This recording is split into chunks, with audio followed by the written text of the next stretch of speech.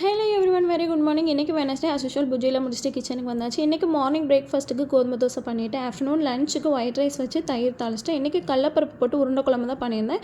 அதுக்கு ஒரு டம்ளர் கடலப்பருப்பு வந்து 1 மணி நேரத்துக்கு முன்னாடி ஊற வச்சுட்டு ஒரு மிக்ஸி ஜாரில் தண்ணி இல்லாமல் பருப்பு எடுத்துக்கோங்க.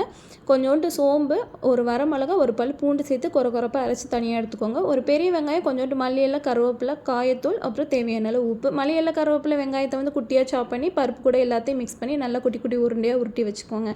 புளிக்குழம்பு தாளிக்கிற மெத்தடில் இந்த குழம்பை வந்து தாளிச்சிக்கோங்க. ஒரு கடாயில் ஆயில் ஊற்றிட்டு கடுகு, வெந்தயம், சோம்பெல்லாம் ஆட் பண்ணிவிட்டு வெங்காயம், தக்காளி, கருவேப்பிலை, சில்லி பவுடர், மஞ்சத்தூள், மல்லித்தூள் எல்லாத்தையும் ஆட் பண்ணி ஒரு லெமன் சைஸ் புளியை கரைச்சி அது கூட ஆட் பண்ணி நல்லா கொதி வந்ததும் நான் வந்து ஒரு காமுடி தேங்காய் ஆட் பண்ணியிருக்கேன். தேங்காய் ஆட் பண்ணால் கொஞ்சம் குழம்பு நல்லாயிருக்கும். ஆப்ஷனல் தான் தேங்காய், வேணாங்கிறவங்க ஸ்கிப் பண்ணிக்கோங்க. குழம்பு நல்லா கொதிச்சதுக்கப்புறம் லோ ஃப்ளேம் வச்சுட்டு நம்ம உருட்டி வச்சிருக்கிற உருண்டையை எல்லா உருண்டையும் மெதுவாக அது கூட ஆட் பண்ணி கிண்டி விடாமல் மூடி வச்சிங்கன்னா ஒரு கொதியில் குழம்பு ரெடி ஆயிருங்க. ஓகே, நாளைக்கு இன்னொரு வீடியோவில் பார்க்கலாம். Okay, by.